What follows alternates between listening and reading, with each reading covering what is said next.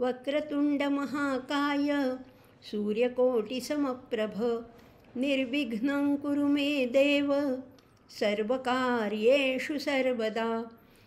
अज्ञानतिमिरान्धस्य ज्ञानाञ्जनशलाकया चक्षुरुन्मीलितं येन तस्मै श्रीगुरवे नमः। ॐ आप्यायन्तु ममाङ्गानि वाक्प्राणचक्षुश्रोत्रम् अथो बलम् इन्द्रियाणि च सर्वाणि सर्वं ब्रह्मोपनिषदं माहं ब्रह्म निराकुर्यां मा ब्रह्म निराकरोत्। अनिराकरणम् अस्तु अनिराकरणं मे अस्तु तदात्मनि निरते य उपनिषत्सु धर्माः ते मयि सन्तु ते मयि सन्तु।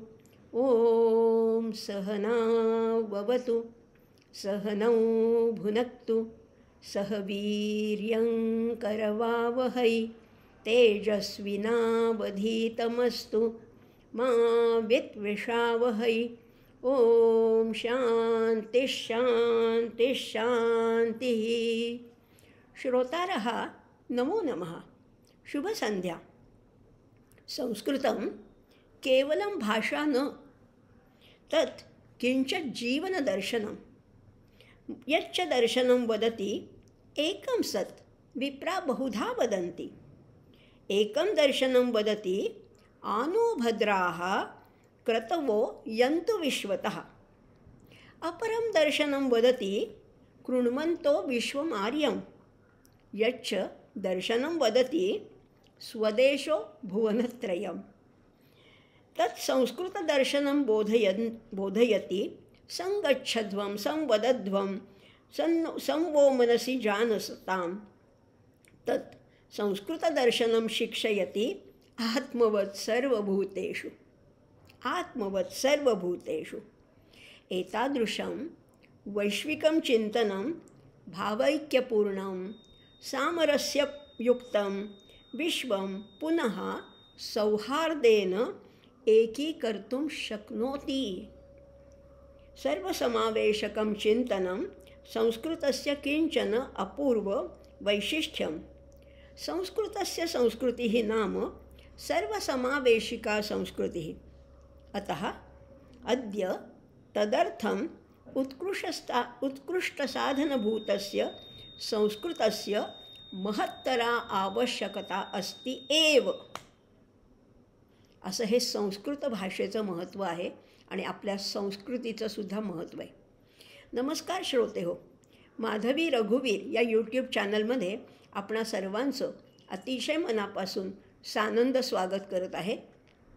आपला आता सुरू आहे तो एक उपक्रम, त्याचं नाव आहे वेदांत वैभव, आणि या वेदांत वैभवाचा आजचा 16वा भाग आहे। आणि आजचा आपलं सुरू आहे ते कठोपनिषद। ह्या कठोपनिषदाचा अभ्यास तर आपण करणारच आहोत, पण आत्ता जो आपण संस्कृत उतारा वाचला त्याचा थोडा अर्थ समजून घेऊ, आणि तो आपल्या ह्या विषयाशी संलग्न आहे, आणि म्हणून तो अतिशय ॲप्रोप्रिएट असा उतारा आपण आत्ता वाचला। खरंच आहे, एकम सत विप्रा बहुधा वदंती असं म्हटलं आहे ना। सत आहे, परब्रह्म आहे, परमात्मा जो आहे तो एकच आहे। त्याला नावं अनेक दिलेली, विप्रा बहुधा वदंती, नावं वेगवेगळी असतील। आपल्याकडे शास्त्र आहेत, आपल्याकडे दर्शन आहेत, आपल्याकडे ऋषी परंपरा आहे, आपल्याकडे वैदिक धर्म आहे, आपल्याकडे सनातन धर्म आहे, आपल्याकडे भगवद्गीता आहेत, आपल्याकडे चतुर्वेद आहेत, हे सगळं आहे। आपली संस्कृती ही केवळ ताजमहाल आणि कुतुब मिनारची संस्कृती नाही आहे। आपली भगवद्गीतेची संस्कृती आहे, आणि त्या भगवद्गीतेच्या उपदेशानुसार जर का खरंच आपलं वर्तणूक असेल, आपलं वागणं असेल, आपलं आचरण असेल, तर हे जग, हे संपूर्ण विश्व आर्यजनांनी भरणं काहीच अशक्य नाही आहे। कृण्वन्तो विश्वम आर्यम असं म्हटलेलं आहे। आर्यानी हे संपूर्ण विश्व भरून जायला पाहिजे अशी आपण प्रतिज्ञाच करूया। आणि सुरुवात कुठनं करायची? याच्यापासनं, त्याच्यापासनं, कुठल्या देशापासनं नाही, राष्ट्रापासनं नाही, राज्यापासनं नाही, सुरुवात करायची ती माझ्यापासनं। मी सुधारायला पाहिजे। आपण नेमकं उलटं करतो, आपण दुसऱ्यांना सुधारायला जातो आपल्यात सुधारणा करायची राहूनच जाते. असं नाही आहे. सुरुवात आपल्यापासून करू. प्रत्येक व्यक्तीने जर का आर्य बनण्याचा निर्धार केला, आणि आर्य म्हणजे काय आहे? आर्य म्हणजे सज्जन व्यक्ती, शास्त्रानुकूल वर्तन करणारी व्यक्ती, किंवा अगदी इंग्लिशमध्ये सांगायचं तर जंटलमॅन कल्चर. जंटलमॅन कसा असावा ते कल्चर आहे. हे सांगितलं की आणखीन आपल्याला कळेल. मग हे विश्व जर का आर्य करायचं असेल तर खरंच अशी जेव्हा वेळ येईल, हे आनंद वनभुवन, समर्थांचं स्वप्न आहे आनंद वनभुवनी, आणि होऊ शकतं. हे संपूर्ण विश्व आनंद वनभुवन होऊ शकतो. कारण हे सगळं माझंच आहे. स्वदेशो भुवनत्रयम असं म्हटलेलं आहे. हे त्रिभुवन आहे, हे स्वदेश आहे माझा. मी मर्यादा घातल्या नाहीत की हे आमचं आणि हे तुमचं. या मर्यादा घालायच्याच नाही. त्यामुळे ही सगळी पृथ्वी जेव्हा परमेश्वराने आपल्याला दिली ना, किंवा आपण जेव्हा या पृथ्वीवर जन्मलो, तेव्हा या पृथ्वीचे भाग केलेले नव्हते त्यांनी. हे भाग नव्हते, आपण त्याचे भाग केले. आणि हे परकं राष्ट्र, हे आमचं राष्ट्र वगैरे वगैरे, हा खंड आशिया खंड, हा युरोप खंड, हा अमेरिका, हे आम्ही केले. कुदरत ने तो बख्शी थी हमें एक ही धरती, हमने कहीं भारत कहीं ईरान बनाया. आम्ही हे सगळं तुकडे तुकडे तुकडे केलेत. खरं म्हटलं तर स्वदेशो भुवनत्रयम. हे सगळं करत असताना कसं वागायचं आहे? संकच्छध्वम संवदध्वम. एकमुखाने बोलायचे, एकमुखाने आपल्याला एकत्रितपणे वाटचाल करायची. कलह नकोच, संघर्ष नको, झगडे नकोच.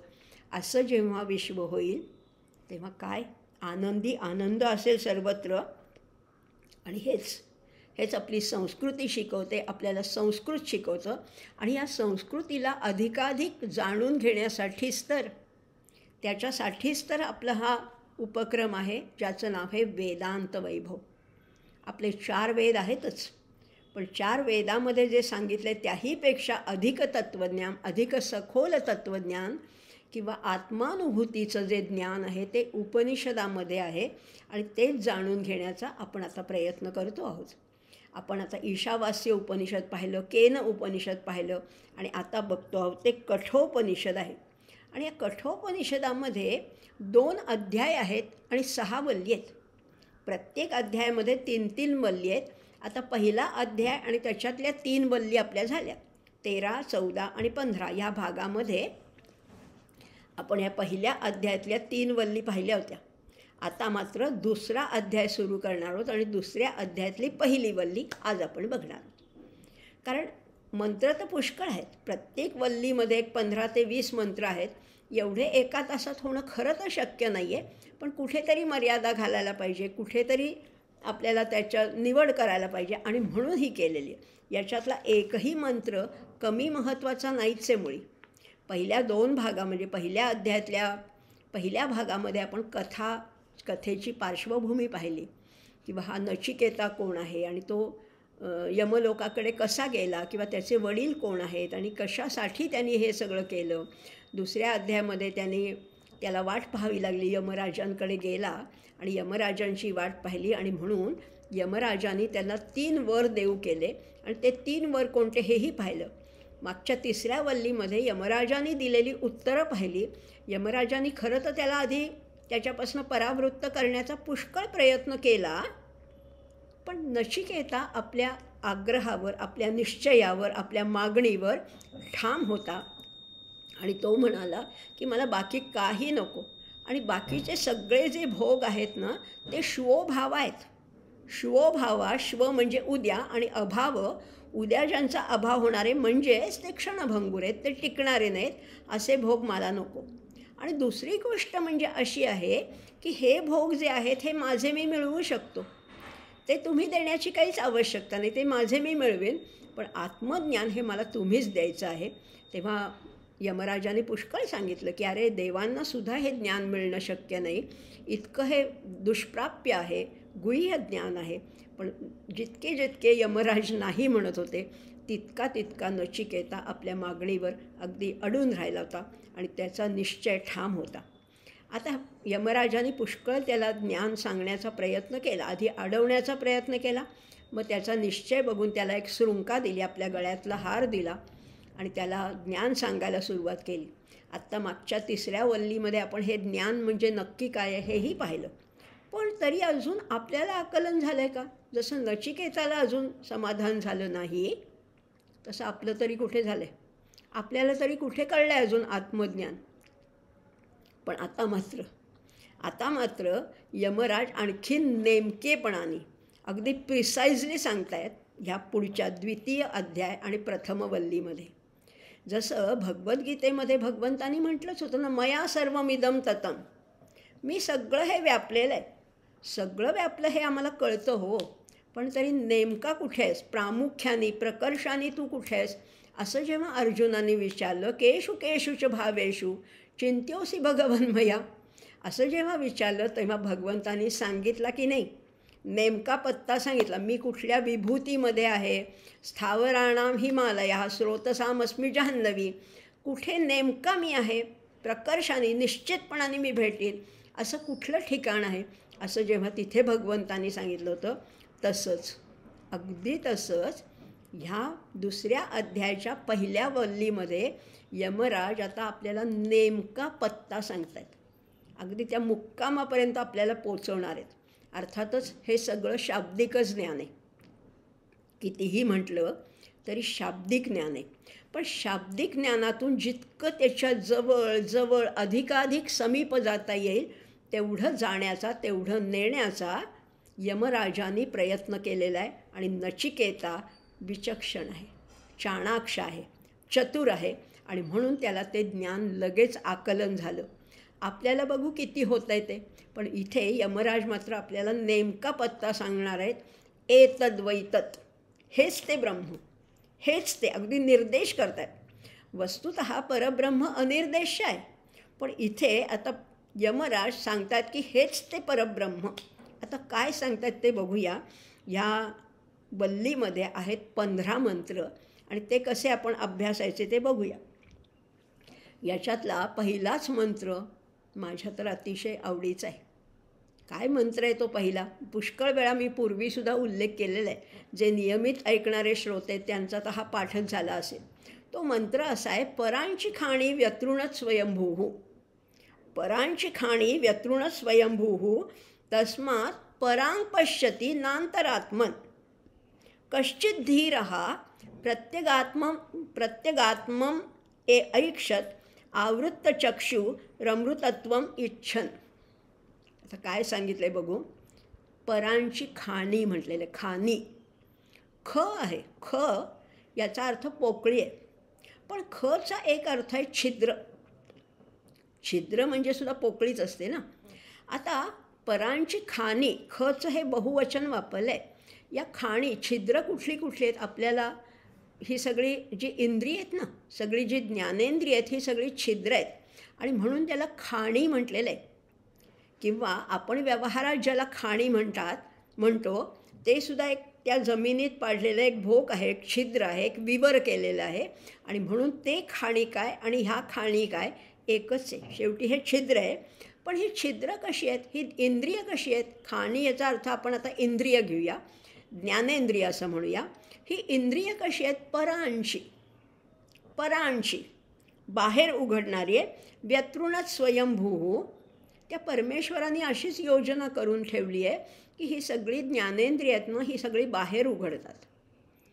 म्हणजे डोळे बाहेरचं बघतात, कान बाहेरचा आवाज ऐकू शकतात, जीभ बाहेरचा स्वाद घेते, त्वचेला बाहेरचा स्पर्श जाणवतो, नाकाला बाहेरचा सुगंध जाणवतो. पण आत आहे ना आत एक आहे ना.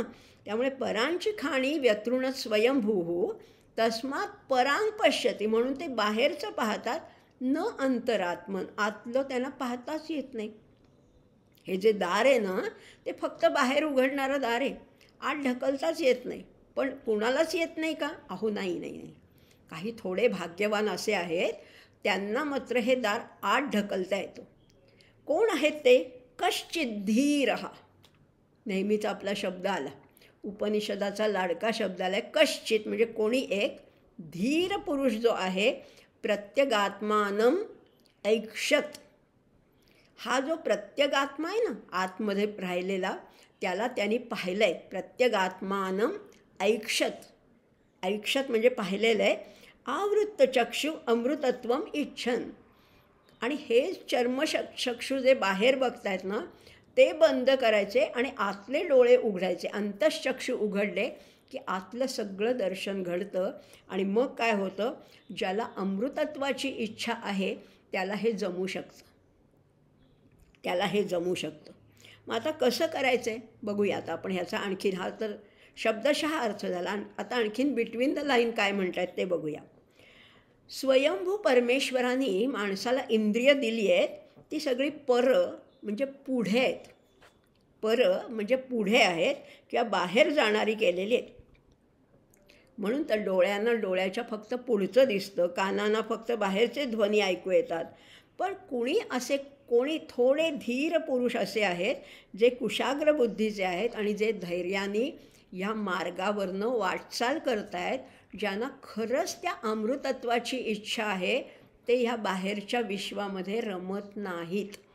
ही बाहेर उघडणारी जी दारं आहेत ते आत ढकलून बघतात आणि आतलं दर्शन अपूर्व आहे, त्यामुळे ते अमृतत्वाची इच्छा करतात.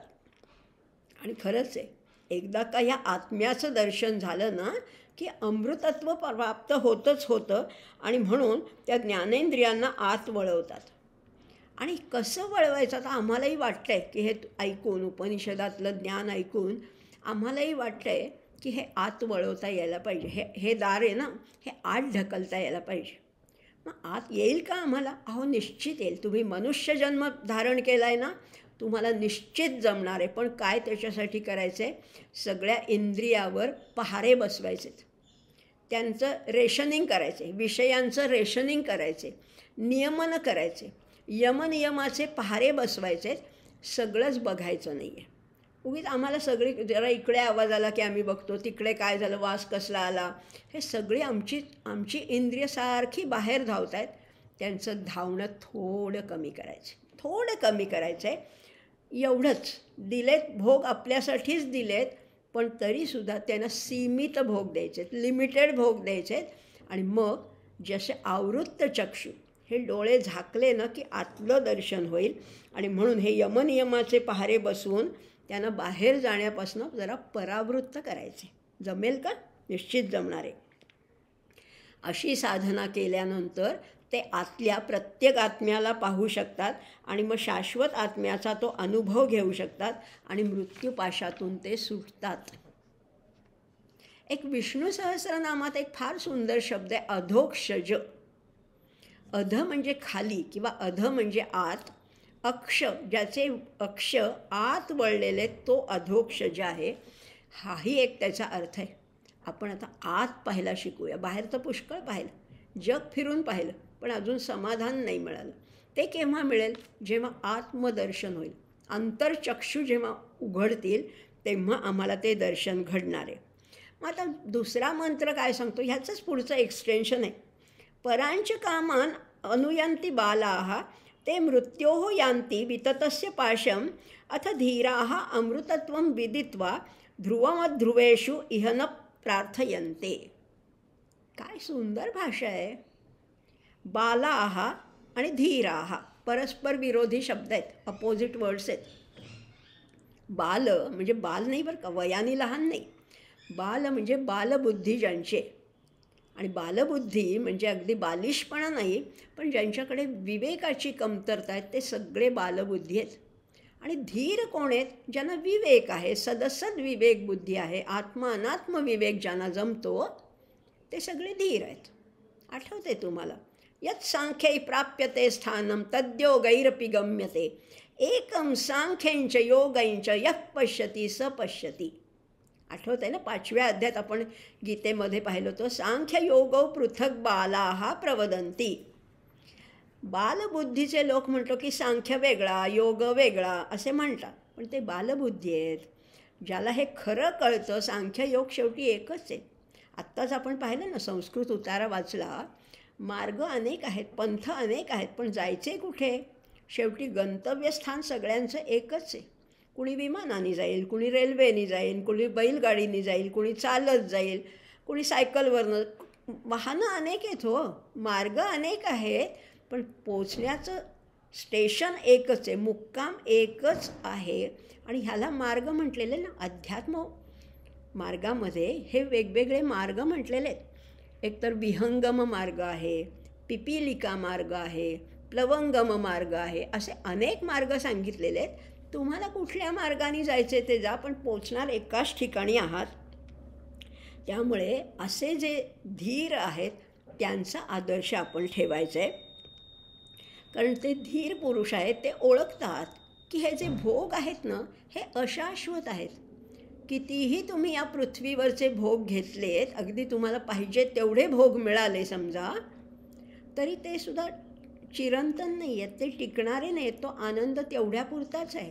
लाडू खाल्ला, 1 लाडू खाल्ला, 2 खाल्ले, 4 खाल्ले, छान वाटलं, पण 10 खाल्ले, 100 नाही ना खाऊ शकत. अगदी माझ्याकडे आहे, मला मिळवता येत आहेत, माझ्याकडे पैसे आहेत, पण 100 लाडू मी खाऊ शकत नाही ना. किंवा भोग तरी किती भोगायचे, आणि ते भोग उलट अतृप्ती वाढवतात. आणि हे ज्यांना कळतं ते धीर पुरुष आहेत. आणि त्यांना हेही कळतं की त्या भोगाचा अतिरेक झाला की तेही हवेसे वाटत नाही, ते नकोसे होतात, हेही त्यांनी सांगितलेलं आहे. आणि मग त्यांना ओढ कशाची लागते? अमृतत्वाची. ते अमृतत्व आहे ना, हे त्यांना उमगतं. आणि म्हणून तेव्हा ते न टिकणाऱ्या भोगांची इच्छा न करता फक्त चिरंतन जे शाश्वत सत्य आहे त्याचाच ध्यास घेतात. त्यामुळे ते आत्म्याच्या दर्शनासाठी प्रयत्न करतात. पण आणखीन एक शब्द वापरला आहे हो, उपनिषदांची सुद्धा भाषा फार सुंदर आहे आणि गीतेमध्ये त्याचं प्रतिबिंब पडलेलं आहे. गीतेमध्ये आपण पाहिले होते की नाही, परस्पर विरोधी शब्द, अविभक्तैंच भूतेषु विभक्तमिवच स्थितम्. ते तत्व आहे ते अविभक्त आहे, पण विभक्त अशा शरीरामध्ये ते विराजमान आहे. हे पाहिलं होतं, अविभक्त आणि विभक्त. किंवा मागे अजून एक पाहिलं होतं, विनश्यत्स्वं अविनश्यन्तै यः पश्यति स पश्यति. शरीर हे विनश्यत आहे, म्हणजे नाशिवंत आहे, पण आत्मा हा शाश्वत आहे. परस्पर विरोधी शब्द पाहिले ते. आत्मा तो अविनाशी आत्मा या विनाशी शरीरामध्ये राहतो आहे. अगदी तसाच शब्द इथे वापरला आहे, ध्रुवमध्रुवेषु. ध्रुव म्हणजे स्थिर आणि अध्रुव म्हणजे अस्थिर. आपलं शरीर आहे ते अस्थिर आहे. ध्रुवमध्रुवेषु इह न प्रार्थयन्ते. त्यामुळे त्या ध्रुवाची ते प्रार्थना करतात, जे तत्व आहे चिरंतन तत्वाची प्रार्थना करतात, अध्रुवाची नाही. काय सुंदर एक एक गोष्ट सांगितलेली आहे. आणि म्हणून त्या मागच्या ह्याच्यातलीच कल्पना फक्त पुढे नेलेली आहे. आपण भोगांना विषयांना सर्वस्व मानतो, पण त्याच्या पलीकडे जायचं आहे ना. या भोगामध्ये रमलात तर त्याच्यातच अडकून राहणार आहात. आता पुढे कायच म्हटलं, तिसरा मंत्र म्हटले. आता इथपासून सुरुवात आहे बरं का. आता यमराज आपल्याला प्रत्यक्ष दर्शन घडवणार आहेत, आत्मदर्शन. येन रूपं रसं गंधं शब्दान् स्पर्शांच मैथुनान् एतेन एव विजानाति किमत्रं परिशिष्यते एतद्वैतत्. हेच आहे ते तत्व. आता बघा, अगदी उलगडून सांगितलेलं आहे. येन रूपं रसं गंधं. आमची इंद्रिय काय करतात? शब्द स्पर्श रूप रस गंध याचा आस्वाद घेतात, बरोबर आहे. शब्दान स्पर्शान. आणखीन एक ह्याच्यात सांगितलेलं नव्हतं ते इथे सांगितलं, मैथुना. स्त्री पुरुष संभोगाचं जे सुख आहे ते सर्वश्रेष्ठ असं मानलं जातं.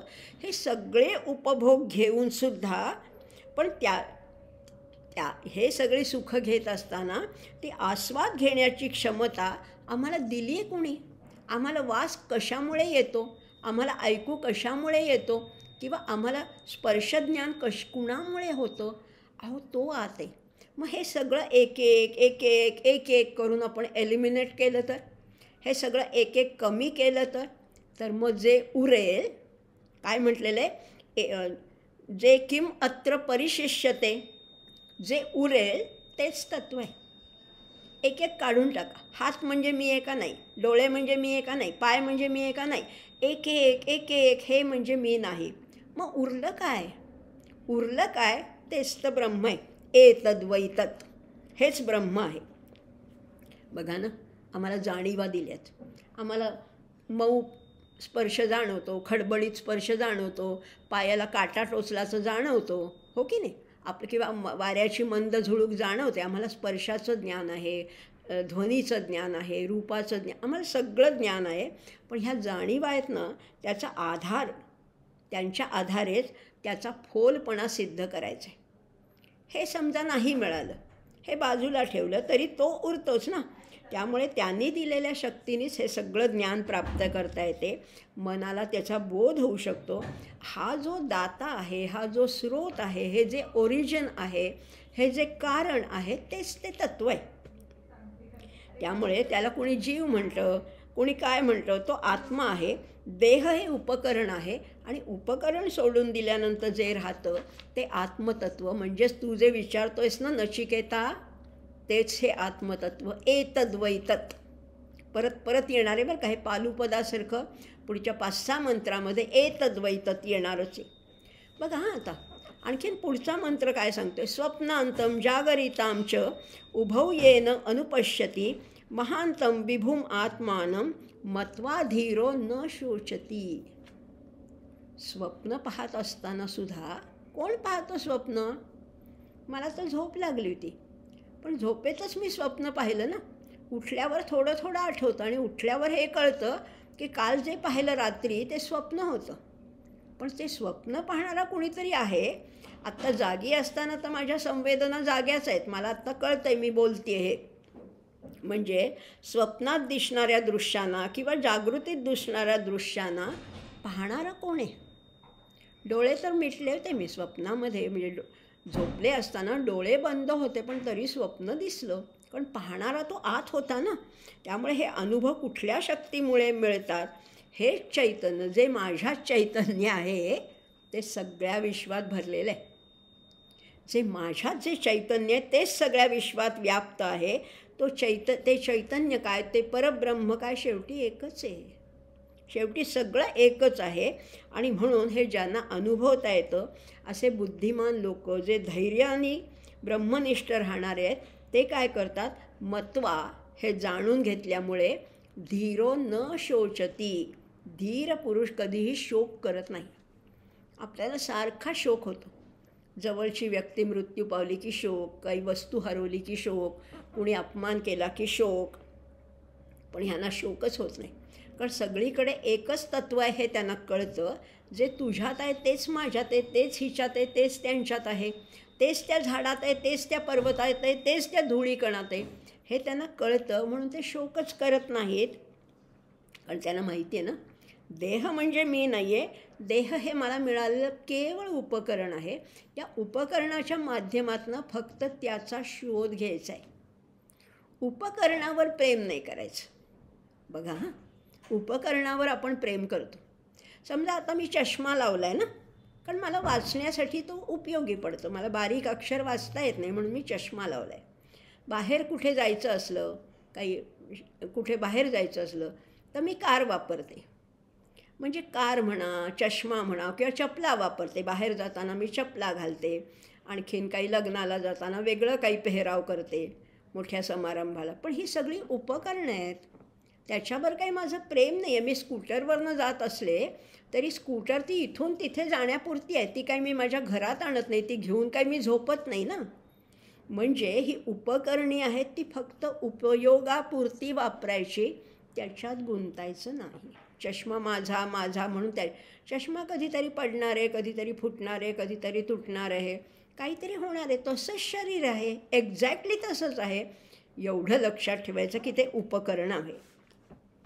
पुढे म्हणतायत, य इमं मध्वदं वेदम आत्मानं जीवम अंतिकात ईशानभूत भव्यस्य न ततो विजुगुप्सते.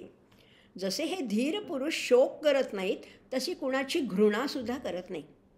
आपल्याला जरा घाणेरडं दृश्य दिसलं, अगदी कचरा असेल किंवा एखादी अगदी गलित गात्र व्यक्ती असेल की आपल्याला त्याची किळस येते, घृणा वाटते. यांना नाही वाटत. का नाही वाटत?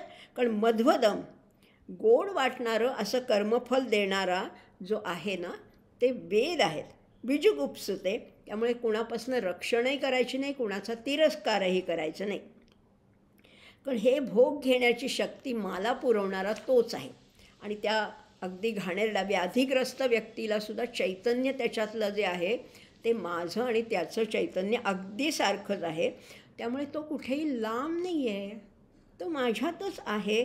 तोच माझं प्राक्तन ठरवतो, सुखदुःखाचं फळ तोच देतो. त्या आत राहणाऱ्या परमेश्वराला जाणलं की लक्षात येतं की सर्वत्र हाच तर भरू नये. ब्रह्म मीच, मीच तेज, मीच व्योम मेदिनी. सगळीकडे मीच भरून राहिलं आहे. मज विणे नसे कुणी, माझ्याशिवाय काही नाहीच आहे. सगळ्या ब्रह्मांडात मीच भरून राहिलेलं आहे. असं जर आहे तर मला कुणाचा द्वेष वाटणार, कुणाची घृणा वाटणार, कुणापासनं मी माझं रक्षण करणार. अहो, सगळीकडे एकच चैतन्य तत्व आहे आणि अंतर्यामी राहणाऱ्या त्याला जाणलं की तो अद्वैताचा अनुभव येतोच येतो. पुढचा 6वा मंत्र बघूया. यः पूर्वं तपसो जातं अद्भ्यः पूर्वं अजायत गुहां प्रविश्य तिष्ठन्तं यो भूतेभिः व्यपश्यत एतद्वैतत्. हेच ते ब्रह्म आहे. सगळ्यात पहिल्यांदा कोण होतो? एक ब्रह्मच होतं. एकोहम बहुस्याम प्रजायेयम. त्यालाच त्या ब्रह्मालाच त्याला हिरण्यगर्भ त्याच्यातनंच आला, त्याच्यातनंच प्रजापती झाला आणि ह्या प्रजापतींनी हा सृष्टीचा सगळा पसारा मांडला. आणि मग ह्यानी काय केलं? सगळ्या भूतमात्राच्या हृदयात शिरून तो राहतो, तो प्रवेश करतो आपल्या. म्हणून तर त्याला विष्णू म्हटलेलं आहे. विष म्हणजे प्रवेश करणारा असा विष्णू आपल्या अंतर्यामामध्ये राहतो. आणि बघा ना, हेच त्याचं मूळ तत्व आहे. आणि तो आहे म्हणून माझी ही सगळी अवयव काम करत आहेत. हे ते बीज तत्व, हे ते ब्रह्मतत्व आहे. यः प्राणेन संभवती अदिती देवतामयी गुहां प्रविश्य तिष्ठन्तीं य भूतेभिः व्यजायत एतद्वैतत्. तेच ते ब्रह्म आहे. या परब्रह्माच्या संकल्पामुळे सर्व देवतामयी आदिती प्रथम प्राणासहित निर्माण झाली. पहिल्यांदा कोण झालं? अदितीचा जन्म आहे. सर्व प्राण्यांचं बीज तिच्यातच, म्हणजे हीच माया आहे ना. अदिती म्हणजे कोणी? हीच जगदंबा आहे, हीच माया आहे. सगळ्याचं बीज तिच्यात सामावलं होतं आणि तिने हा सगळा पसारा मांडला. संकल्प त्याचा आहे, पसारा तिचा आहे. पसारा सगळा तिचा आहे. ही शक्ती, ती शक्ती म्हणजेच तू जो म्हणतोयस तोच परमात्मा, शिवशक्तीचं सामरस्य आहे. आणि म्हणून ही सृष्टी सगळी निर्माण झाली आहे. नचिकेता, तू ज्या तत्वाबद्दल जाणून घेऊ इच्छितोस तेच हे तत्व एतद्वैतत्. आता हे तत्व आहे हे कळलं, शब्दाने तरी कळलं निदान. आता प्रत्येक माणसामध्ये असणारी ऊर्जा म्हणजेच परमात्मा आहे, हे एवढं कळलं आपल्याला. आता त्याचं रक्षण कसं करायचं? त्या परमात्म्याला आदरही द्यायचा आहे, रक्षण करायचं आहे, त्याचे आदेश ऐकायचे. कसे? तर फार सुंदर उपमा दिलेली आहे. अरण्यो निहितो जातवेदा गर्भो इव सुभृतो गर्भिणीभिः दिवे दिव ईड्यो जागृवद्भिः हविष्मद्भिः मनुष्येभिः अग्निः एतद्वैतत्. हेच ते ब्रह्म आहे. आता बघा हां, गर्भिणी, गर्भवती स्त्री काय करते?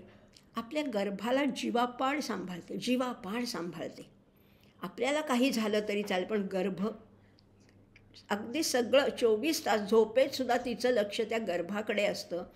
गर्भिणी जितक्या आत्मीयतेने आपल्या गर्भाला सांभाळते, तसाच, अगदी तसाच हा अरणीमधला जो अग्नी आहे ना, तो सांभाळायचा असतो. लक्षात घेऊया बरं का. अरणी, पूर्वी यज्ञामध्ये जो अग्नी प्रज्वलित केला जातो, तो कसा असतो अग्नी प्रज्वलित? तो नैसर्गिकरित्या प्रज्वलित केला जातो. म्हणजे गारगोटी घासून किंवा त्या अरणीवर मंथन करून. म्हणजे एक रवीसारखं एक उपकरण असतं आणि त्याच्यात खड्डा असतो. एक खालची अरणी आणि एक वरची अरणी असते. जात्यासारखे 2 भाग असतात आणि त्याच्यात मंथन करून, घर्षण करून तिथे अग्नी प्रदीप्त केला जातो.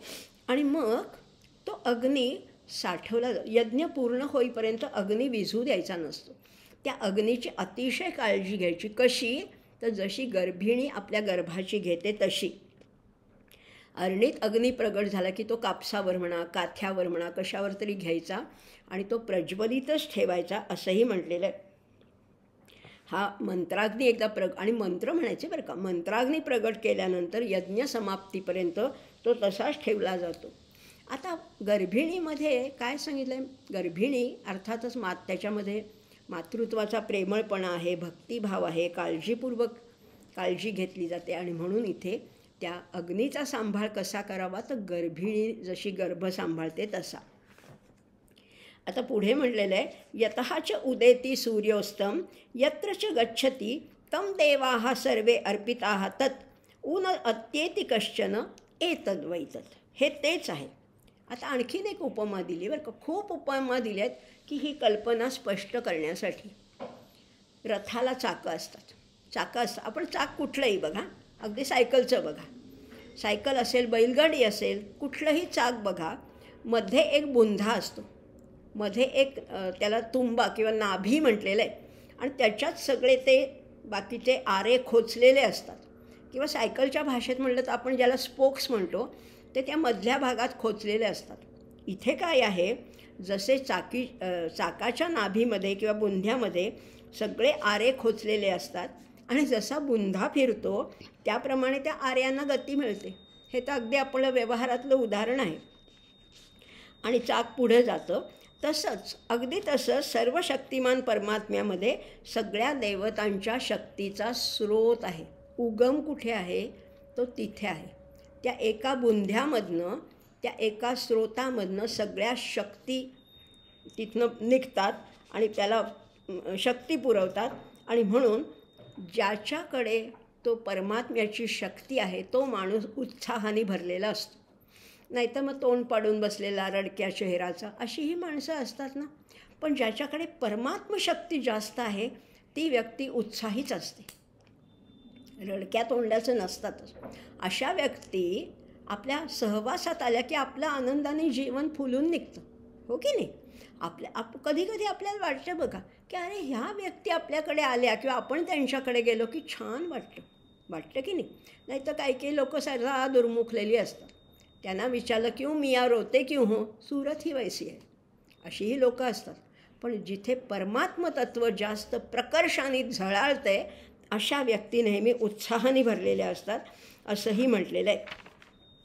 यत एव इह यत तद अमूत्र यत अमूत्र तद अनु इह.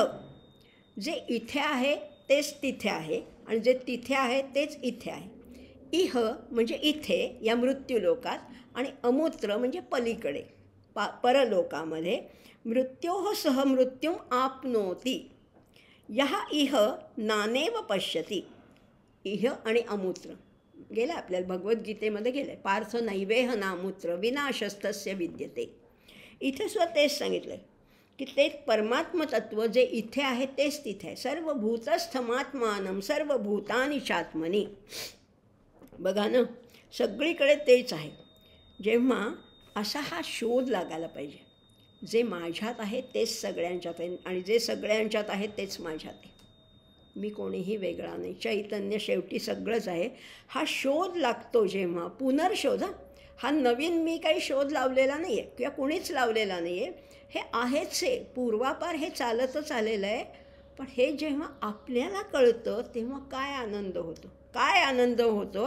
आणि मग तेव्हा मानवी जीवन कौतुक वाटेल अशा उत्साहाने, अशा पूर्णतेने अगदी मोहरतं, असं श्रुतींमध्ये वचन आहे. तेव्हा मानवी आयुष्याची अगदी सार्थकता, पूर्णता होते. आणि ही सिद्धी मनाचं सुनियंत्रण आणि परिपूर्ण उन्नयन यांच्याद्वारा केवळ साध्य होऊ शकते. मनाला उन्नत करायचे, उन्नयन करायचे आहे. आम्ही असेच होत असं म्हणून रडत बसायचं नाही. रोज स्वतःचा शोध घ्यायचा आहे, स्वतःला वरच्या पायरीवर न्यायचं आहे. आणि असं करता करता तिथपर्यंत आपण निश्चित पोचू. कुठल्याही मार्गाने जा. भक्ती मार्गाने जाणारे ते नामावर लक्ष केंद्रित करतात. कर्ममार्गाने जाणारे त्या विश्वचालक शक्तीशी एकरूप होऊन कर्म करतात. पण कुठेतरी कधीतरी आपण तिथे निश्चितच पोचणार आहोत असंही म्हटलेलं आहे.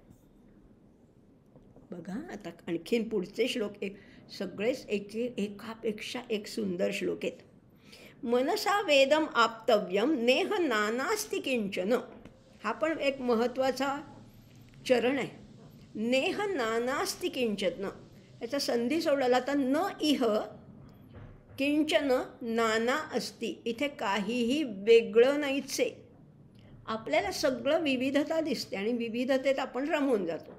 हे झाड वेगळं आहे, गुलाबाचं झाड वेगळं, मोगऱ्याचं वेगळं, बकुळीचं वेगळं, चाफ्याचं वेगळं, वडाचं वेगळं, आणखीन देवदाराचं आपल्याला झाडामध्ये किती प्रकार आहे, फळामध्ये किती प्रकार आहे, माणसामध्ये किती प्रकार आहेत, प्राण्यामध्ये किती. आपल्याला विविधता आवडते.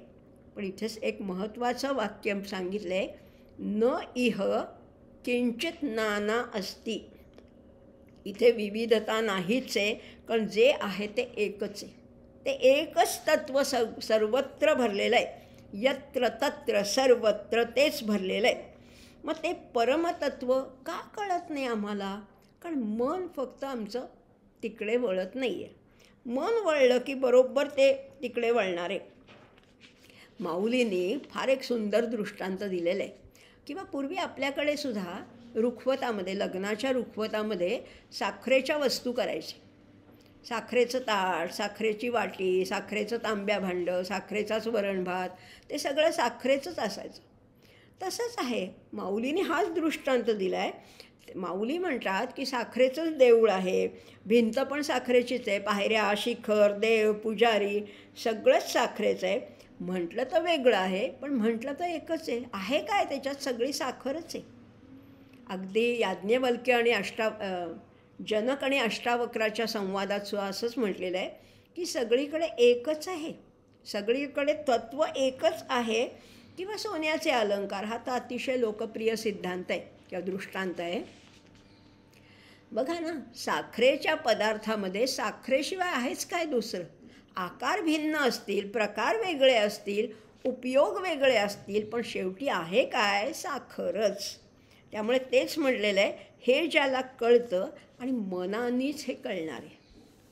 आणि मनच ह्याच्यापासनं आपल्याला भुलवतं. याच्यापासनं, या तत्त्व कळण्यापासनं बाजूला नेणारं पण मनच आहे आणि तेच मन आपल्याला त्याच्यापर्यंतही पोचवतं.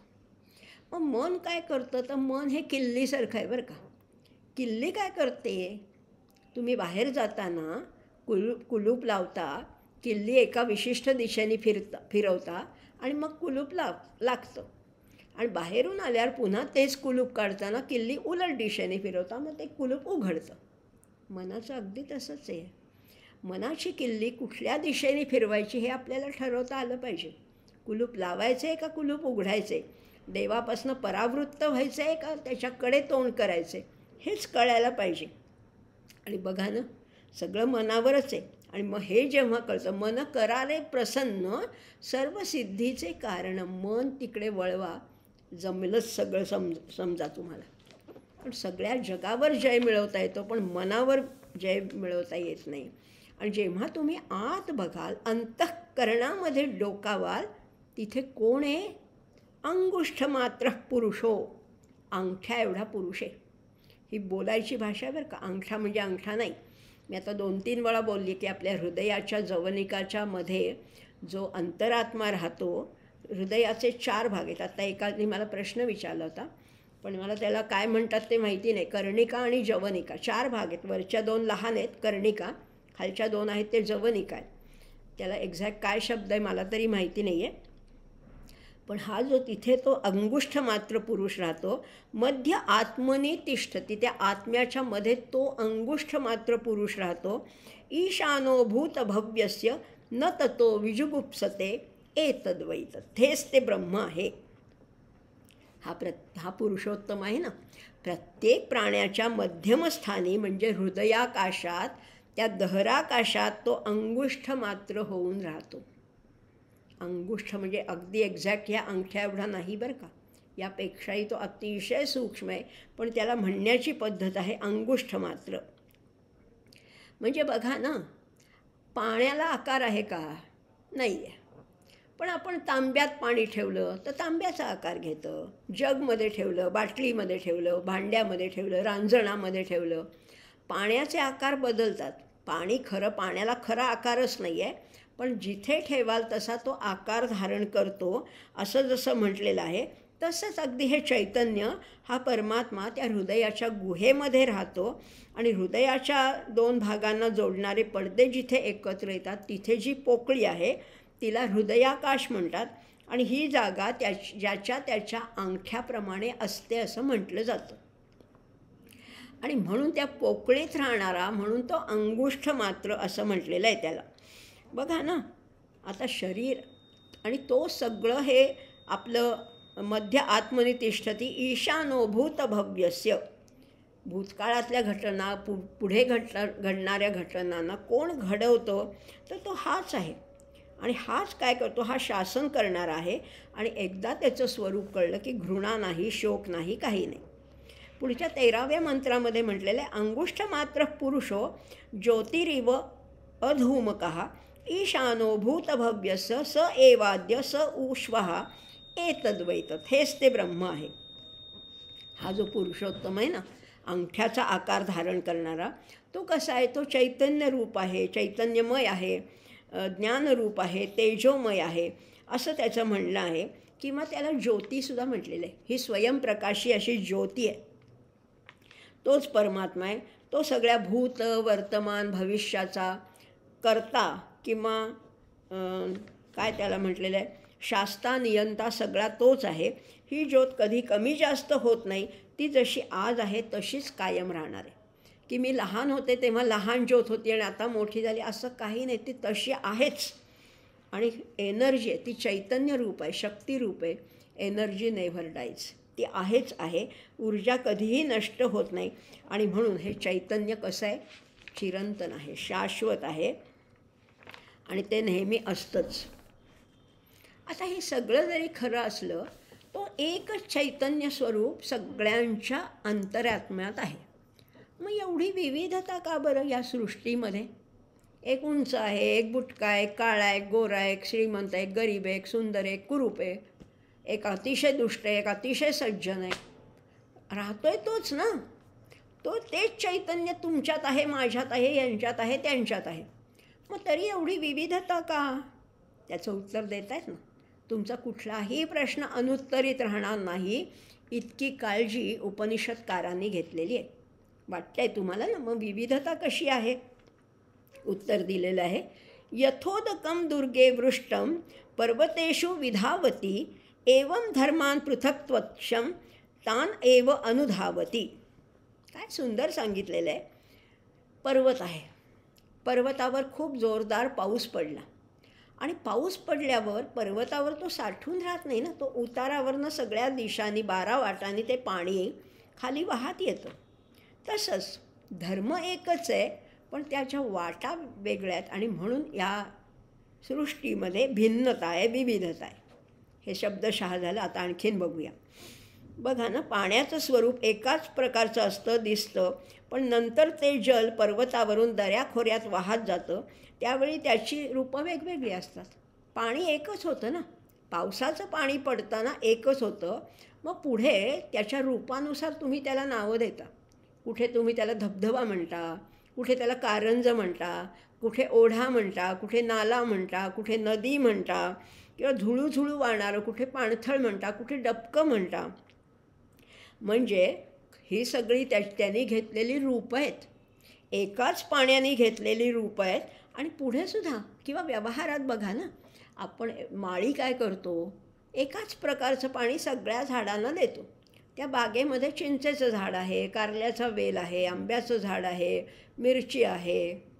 मग पाणी एकच दिलं आहे पण मिरची तिखट आहे आणि आंबा अतिशय मधुर आहे.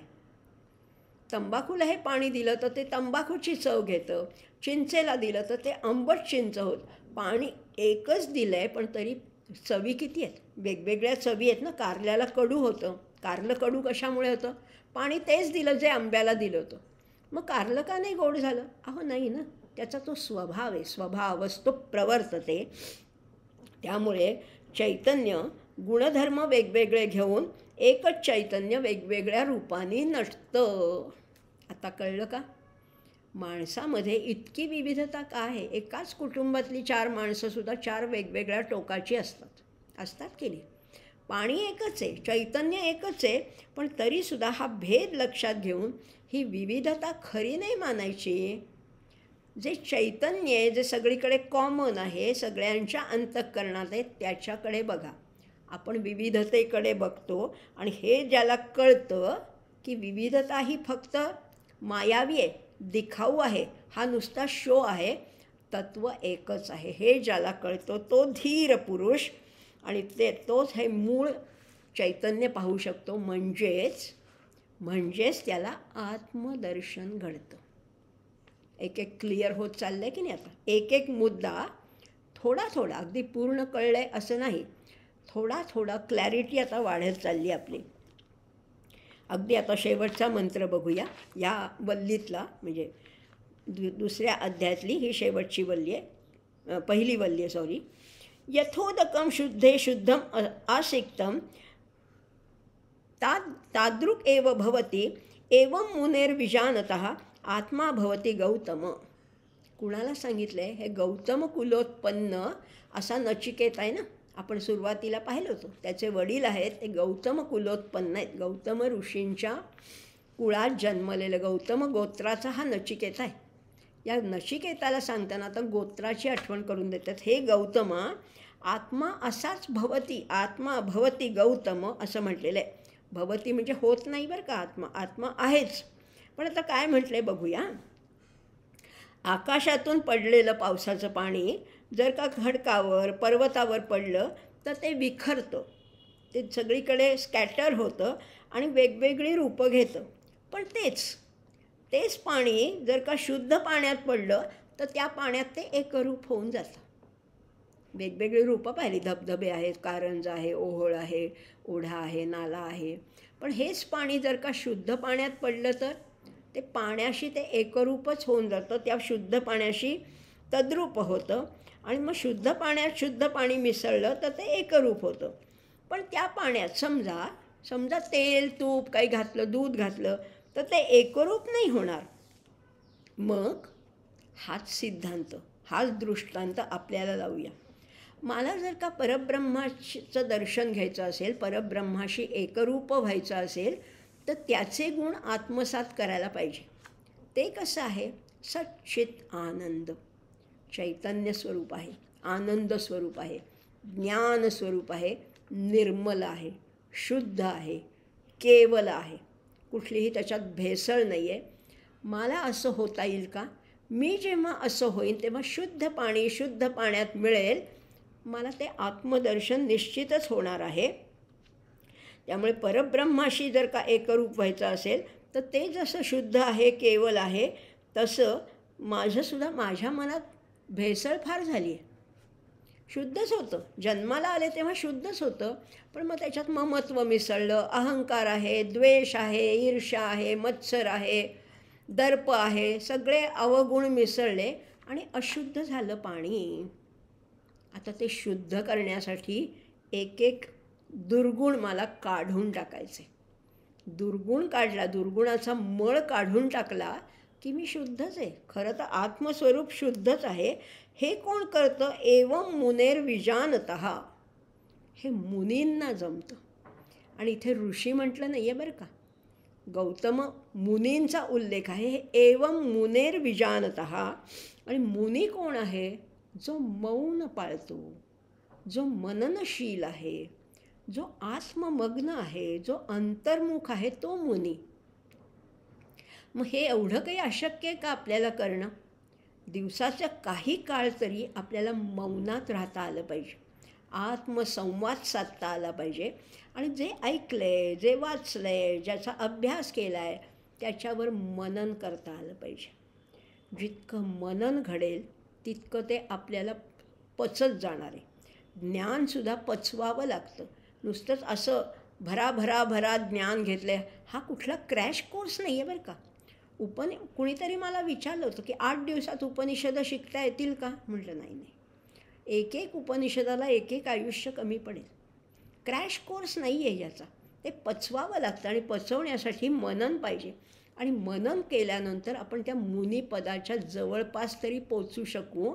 आणि एवं मुनेर्विजा. आणि खरंच आहे, जितका तुम्ही संवाद स्वतःशी साधाल ना तितकं अंतर्मुख होता येतं.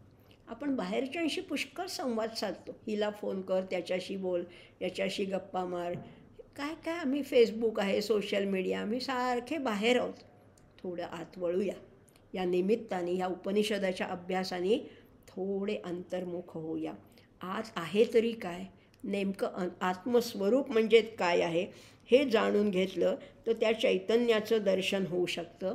आणि ज्याचा आत्मा परब्रह्मस्वरूप झाला त्याला हे आत्मदर्शन निश्चितपणाने होणार आहे. कारण त्या प्रत्येकाच्या हृदयात तो आहेच. ईश्वर सर्वभूतानां हृद्देशेऽर्जुन तिष्ठती. प्रत्येकाच्या हृदयात तो आहे. किंवा असं कुठे कोणाला गाळलं नाही आहे की ह्याला सोडून दिलं आहे, याच्या हृदयात नाही आहे, असं नाहीच हो.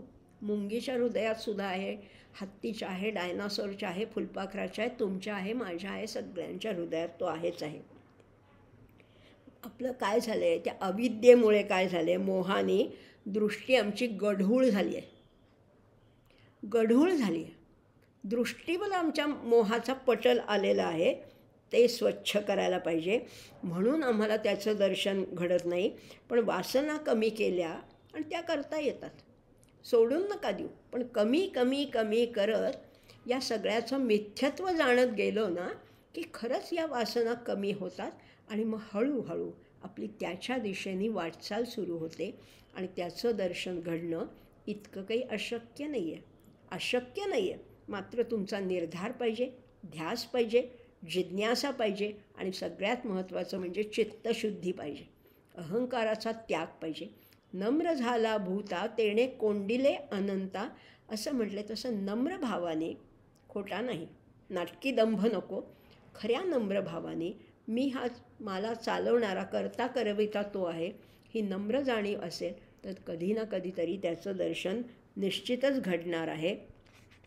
आणि म्हणून आपण ह्या दुसऱ्या अध्यायातल्या पहिल्या वल्लीने आज हा आपण अभ्यास केलेला आहे.